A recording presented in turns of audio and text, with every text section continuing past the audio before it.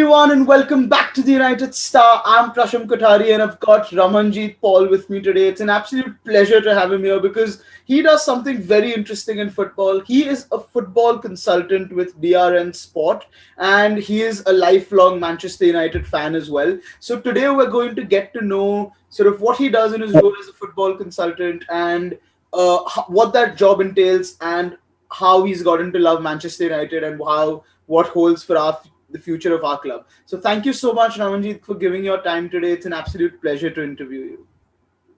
Thank you, and big thank you for having me, Prasham. So really appreciate that, and a big hello to all the people that are watching right now, or at least looking back on the recording as well.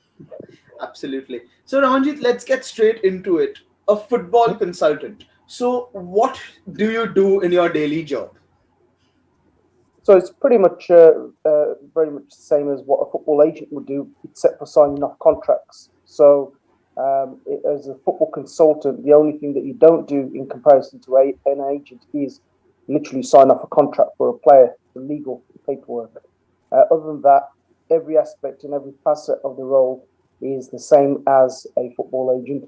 So primarily, if we've got talent, um, whether it's young or whether it's somebody who's experienced, even managers or coaches, etc., we can represent. So the idea is to obviously make sure that they're on the best path possible, and their journey in football is supported by ourselves. Whether that means at that particular club, or negotiating a new contract, or looking for alternative clubs. So it all forms part of whatever is relevant to that specific individual. Absolutely. That sounds like a wonderful job to have, especially to be involved so closely with football and footballers. So, in a sense, what sort of motivates you every day to sort of, want to do this? Because obviously, as looking as a fan, it changes a little bit when you're so closely involved inside the sport. So, what's that experience been like? Um, First and foremost, I'm a fan as well, so that's the most important thing in my eyes, is that that's where my love of football has always come. Whether I've played it at a young age, but I've always been a fan, and obviously that's never going to change. Still avid diehard Manchester United fan, but of course it changes when you're in the realms of working the footballing field on a day-to-day basis, and you're in contact with lots of different officials from clubs, whether it's coaches, whether it's managers, whether it's sporting directors, and of course players as well. And it can change in the fact that obviously when you're having a conversation, it's not purely just only about football, which of course we'd like it to think it is always about football, but it does affect, obviously. You've got to remember it's still a job for a footballer. Being a footballer is a profession, Mm. and sometimes that gets overlooked by fans. We tend to think that they're robots and they can almost do anything because you might have seen it on FIFA, or a game on Xbox or PlayStation, but it's far from that. You're talking about people's lives, you're talking about people's livelihoods, and obviously their family issues matter. There's lots of things that matter. Their playing careers matter. So there's a lot to consider. When you're on the other side of the fence, so to speak. Um, and of course, I am fully aware that there's lots of bad publicity and bad press about football agents. But what I will say is that just like in any sort of role that you come across, whether it's in football, sport, or outside of sport, there's good and bad everywhere you go. So I think sometimes it gets a little bit unfair to be tarred with the same brush. Um, I know some people are very skeptical to say, I am a football intermediary or I am a football agent. Um, so it's a shame because there's a lot of work that goes in that people don't necessarily see.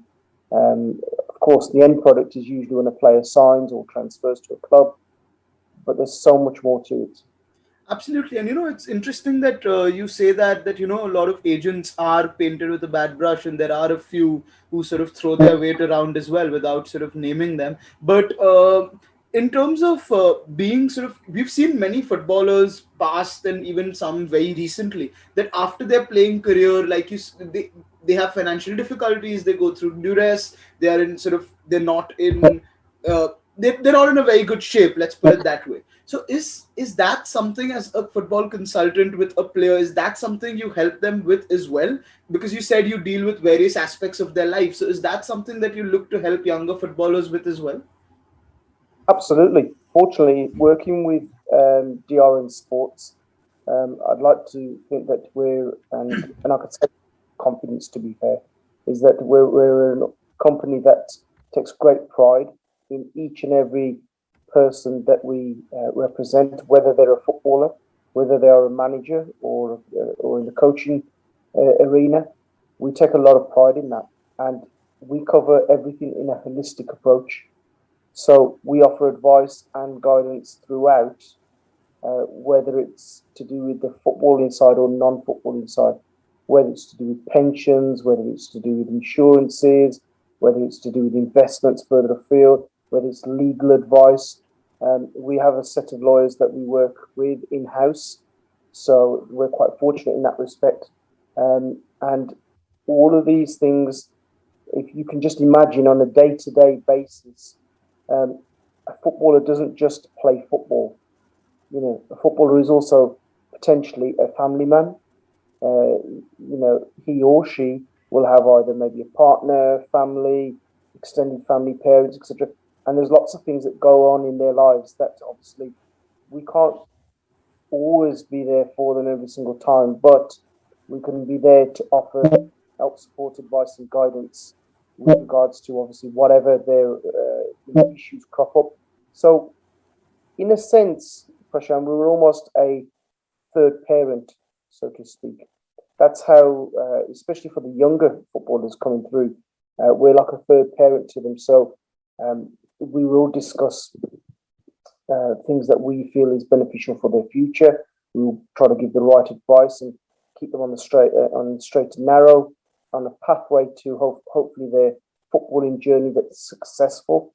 But also, we take a lot of pride in making sure our individuals are of good character and a good personality and good people generally, good human beings. And that's something that we do ensure that any of the clients that we take on board, they're sort of not necessarily prerequisites, but certainly the traits that we look for as well. Absolutely. And nowadays I think people don't understand the importance of these kind of things, because the age at which footballers are going into professional football is just going sort of lower and lower by the sort of year we speak. Like Jude Bellingham, for example, makes his debut at 16. He's at the Euros when he's 17 and a half. And, it's a big sort of responsibility in a sense in terms of the money and everything to handle. So how do you, in a sense, also as a consultant, do you also get involved in the scouting process? At what age does that begin? And what are some of the elements that go into it? Absolutely. So interlinked with obviously being a consultant or even with agency, obviously a large part of our role is as a scout as well, really. So the scouting side of it absolutely exists. Again, I know there's a lot of a vision of as a football player's agent that you walk around with maybe all your suits on every day, or you're going to meetings every single day of your life. Well, yes, meetings do exist. They don't always exist in a capacity of wearing a suit all the time, but we are there to watch games. We're there to see not only just our own players and is there players out there that may require some representation, and then of course keeping an eye on how they're performing, how they're training, uh, if they have injuries, their diets, etc., so on and so forth. Um, but again, the basis of that is the players when they're training and playing.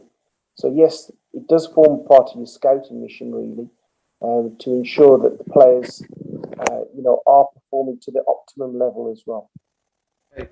That's actually very interesting, because I think it's not it's something that people sort of idealize to do, but I don't know how many people would actually be open to going to games of under 16s, under 15s, getting in touch with managers, etc. I think it could get quite tedious beyond a point. Do you think that it's sometimes, or is that something that you are not bothered with?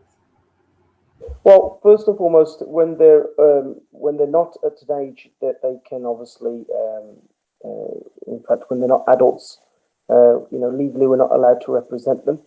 Um, but of course, when they get to an age where they sign their first pro contract, scholarship, etc., then yes, if we're able to represent them, then we do.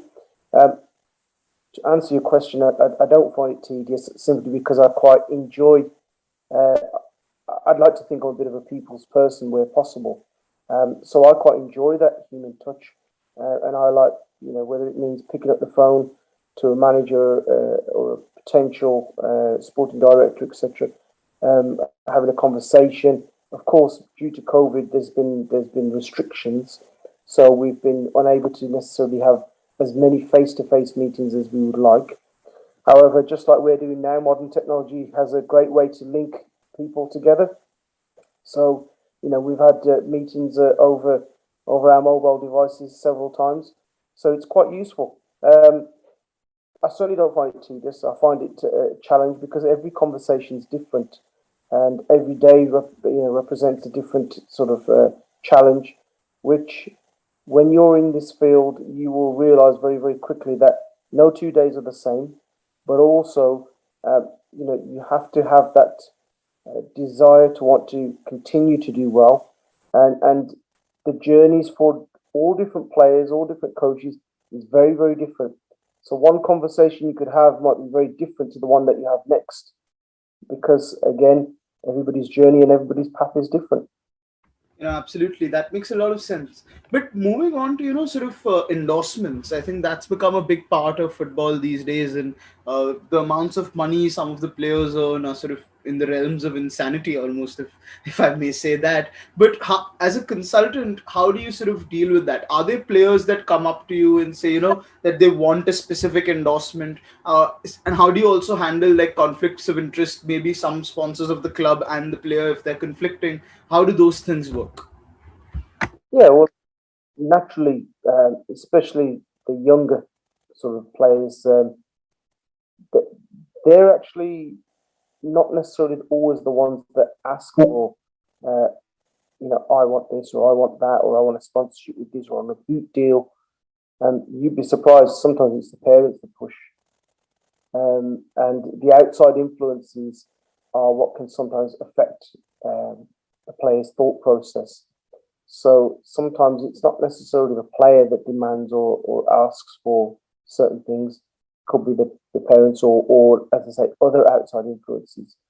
Um, and the way to necessarily deal with that is quite simply this: that look, if you're good enough, you'll get what you deserve because you'll showcase your talents will be recognized, you'll be rewarded, and you're rewarded appropriately and accordingly to your level, to your standard, and to where you're going to hopefully achieve and be at. So the long and short of it is that we don't promise, and we won't promise anybody and say, "Yep, we'll give you this and we'll give you that."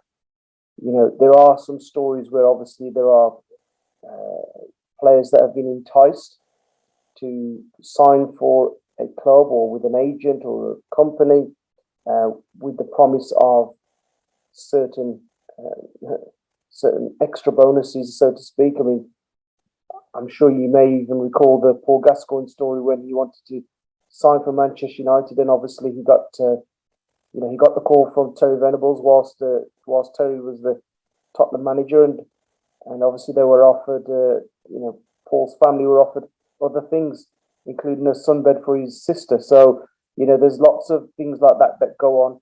But of course, lots of regulations have changed as well. They've become more stringent.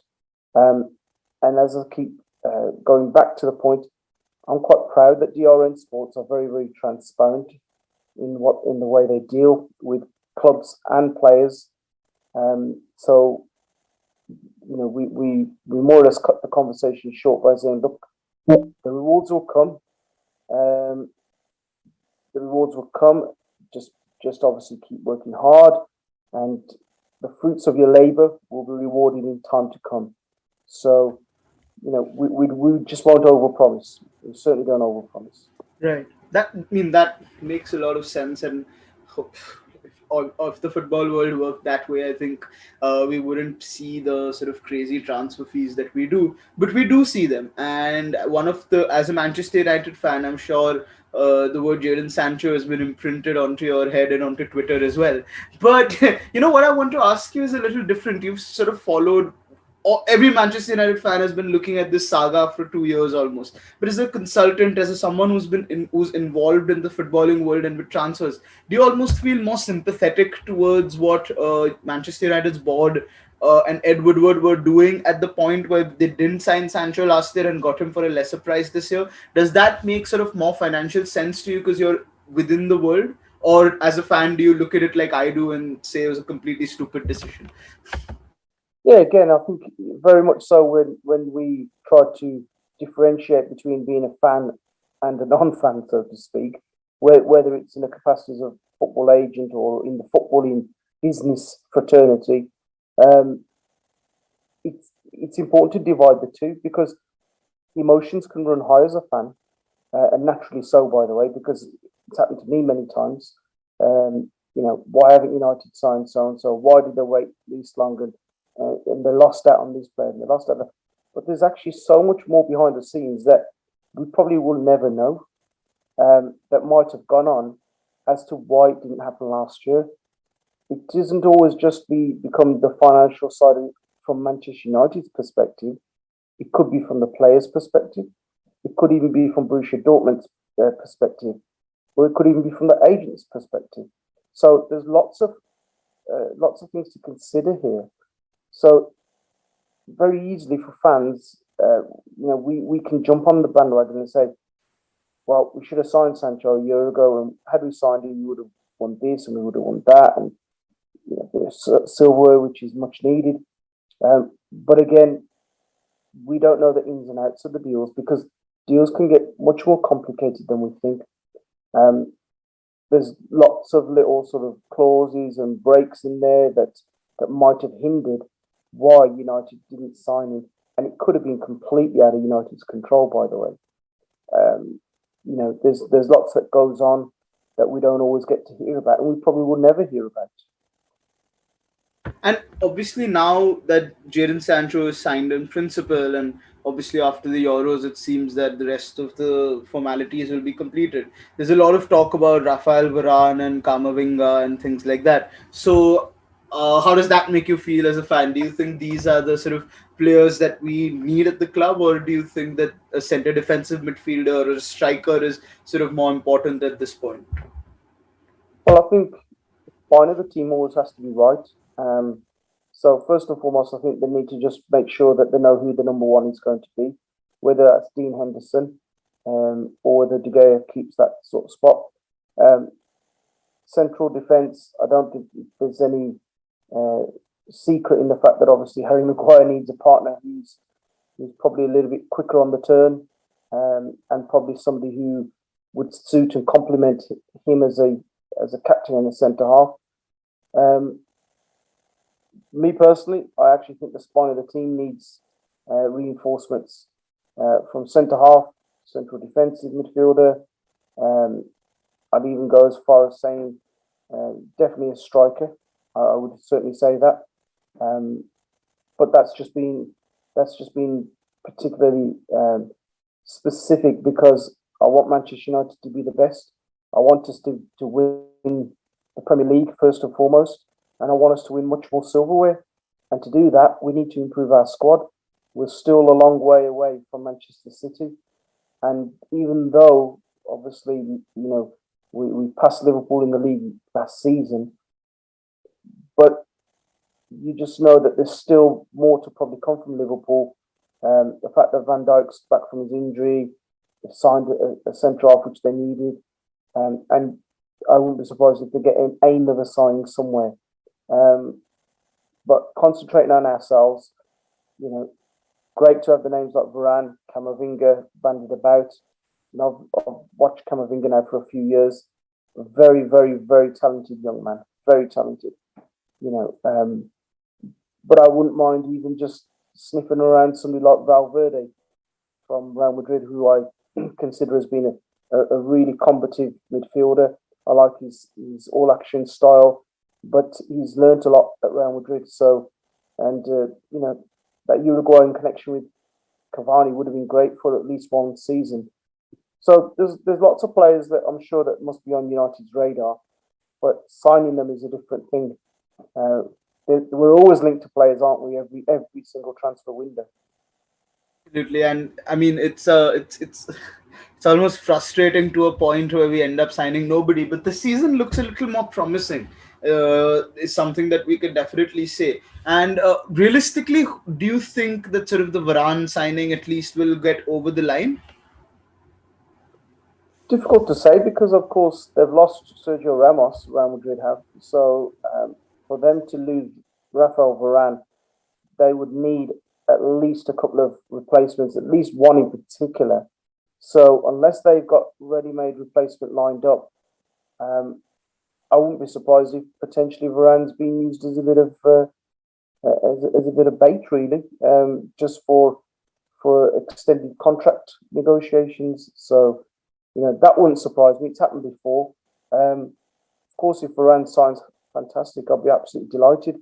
Whether it's Pau Torres, whether it's Rafael Varane, I think it's much needed. I think United really, really need to reinforce the centre half position as soon as possible. In fact, I'll probably say that's the one position in particular that we need to reinforce uh, without hesitation before the start of the season. Absolutely. So let's look a little forward, and what do you think is in store for Manchester United in this coming season? Because now Oli has almost had 3 years at the club. He's not won a trophy. Obviously, in his defense, that he's not had the signings he wanted. He's not got the players, but he has had some signings. He's got the likes of Maguire, Van Bissaka, Bruno Fernandes. Obviously, Marcus Rashford is a fantastic player. Edinson Cavani. So what has to happen next season for Oli to keep his job? If he is not able to win a trophy, will he still be in a job at Manchester United? I think unless he mounts a real serious challenge to the Premier League, and let's just say, for argument's sake, he falters right at the final hurdle, and it's a valiant attempt to win the Premier League, um, but he didn't win no silverware. I don't think you could necessarily say, "Oh, but you've got to sack him." Um, it's very easy to sack managers, and whether you're Ole in or Ole out, personally, I think you should always try and back your manager anyway. That's without a shadow of a doubt. Um, Ideally for him, he really needs to win silverware. Um, Premier League still think is a little bit of a long shot because I do genuinely think that Man City are still ahead of us in lots of departments. Um, but there's no reason why, with a couple of additions, we can't mount a serious challenge. Of course, that failing, I can't see us winning the Champions League realistically. However, an FA Cup or a League Cup is a must, an absolute Mm. must. And do you It's think not. this? Sorry, go on. No, I don't think it's good enough to go another season without a trophy. I really don't. Right. And do you think that the squad, because a lot has been spoken about the mentality of the players, that stumbling at a semi final, not being able to win the Europa League final last season, do you think the mentality is there in the squad to be actually able to win? Because I personally think the players are there. With a couple of additions, like you said, we should be able to get across the line. What's your view on that? Um, I don't necessarily think it's just the mentality thing. I think sometimes the way we're set up is very predictable. Um, that's been very sort of critical and harsh, I know, but I think the way we're set up most of the time, we're very predictable, very easy to play against. Um, if you notice, Cavani wasn't really his preferred choice as striker to begin with. Um, I know obviously he got the ban as well for using the language which they deemed appropriate on social media, but it was almost as though he's forced to play Cavani. Um, so prior to that, I think we were so predictable. Cavani brought something slightly different up front, but again, even in midfield, I thought we were too predictable. Our Right. too predictable what the way we're going to play. So I think sometimes the way we're set up isn't always right, if I'm really honest. Right. I don't like the And option Rashford on the right for the sake of playing Rashford. Makes no sense. hmm, He's fantastic on the left, and he has been playing with injuries, not just one, but more than one injury. And so credit to Marcus Rashford. But I'd like to see a bit more of a bit more of a style where it's more fluid. I don't like to necessarily just keep the passing exactly the same, the pattern of play exactly the same. I like it when the tempo changes, we play quicker tempo, and we become more unpredictable. Now, we've got players in those positions like Bruno Fernandes, like Pogba could and should do most often, like Jadon Sancho now coming in, very, very tricky right-sided player. There's no reason why we can't change. Just little tweaks in our style of play could make a huge difference.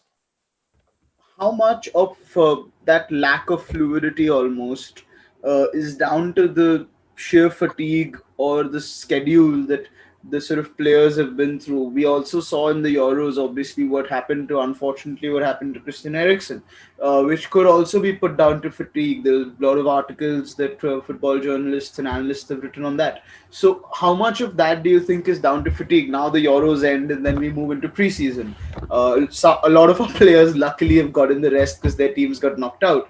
But how do you see that playing into sort of next season? Because we've brought some players in, the depth is sort of increased, but it's not yet there as to what City have, for example, or Chelsea will potentially Look, have. in the end, successful teams always have to play more football. That's just the reality. That's what success does. It makes you, or it enables you to play more games, and to do that, yes, you have depth in the squad. Of course, injuries you can't always count on because they can happen at any given time. But if you use that as an excuse early doors, and then you're asking for trouble, I think. Remember, every team that has to win something has to play more games. It's as simple as that. So Manchester United's mentality should always be we expect to play the maximum amount of games. And that's the way the approach should always be. We did start late last season, if you remember, because of the Europa League run the previous season. So, and obviously because of the COVID interruptions. So that 1 or 2 weeks did make a difference. If you recall the game against Tottenham, we looked very, very rusty. I know obviously Martial was sent off, but despite the sending off, I think we looked very rusty, because pre-season wasn't really there, was it? So there's lots of clubs that probably might have a better uh, start to the season because they've had that extra preparation time. Well, then that boils down to obviously the coaching staff at Manchester United to make sure they get it right, to make sure obviously that the pre-season is done at a level where we can hit the ground running come the opening game of the season against Leeds. Absolutely. So let's assume, to wrap this up, let's assume that we've already got Sancho. Let's assume we get a centre back and we get a centre defensive midfield. Then realistically, what do you see as a successful season for Manchester United? Like I said earlier, a genuine sort of a genuine Premier League challenge to the title. Of course, I'd love it if Manchester United won the title. That would be fantastic. That to me is something I'm waiting for. The Premier League title more than the Champions League, by the way. So of course that would be the most successful thing if we won the title. Never say never, because we whilst we know City are the stronger squad and the better squad overall in terms of experience and winning things, and the manager has a certain way of playing and his playing style. Let's give him credit where it's due. He's done without Jesus. He's done without Aguero. He's played without a number 9. So he has tinkered and he's done really well. So we're playing second fiddle already to a team that is coached very, very well. So if we were to win the Premier League, I think that would be an unbelievable achievement. So a successful season would be silverware that's meaningful. i.e. FA Cup, Premier League, or Champions League. Of course, League Cup silverware as well, but I just think out of all the silverware, the three that I've mentioned, uh, that they are the more meaningful pieces of silverware. I think there's no question about that. I think a good sort of Champions League run into sort of the knockout phases, respectable performances, and a title challenge at least being there. It shouldn't be that the title race is over in sort of January or February already. And I Yeah, think that would be an improvement. And an FA Cup, obviously, if Leicester can win the FA Cup, I don't see any reason why Manchester United can't win the FA Cup next season. So you've heard it, guys, from Ramanjit, what a life as a football consultant is. I hope you'll have picked up some insights on that. And do check out his Twitter. The links are in the description below. And give him a follow there and watch out for his content out there. So thank you so much, Ramanjit, for doing this. It's been an absolute pleasure talking to you. And hopefully we can connect again very, very soon. yeah, and thank you to you guys for having me, Prasham. Really appreciate it, and of course, be a delight to come on your show once again in the near future. Thank you so much and have a good day. Okay, all the best. Thank you. Take care. Bye.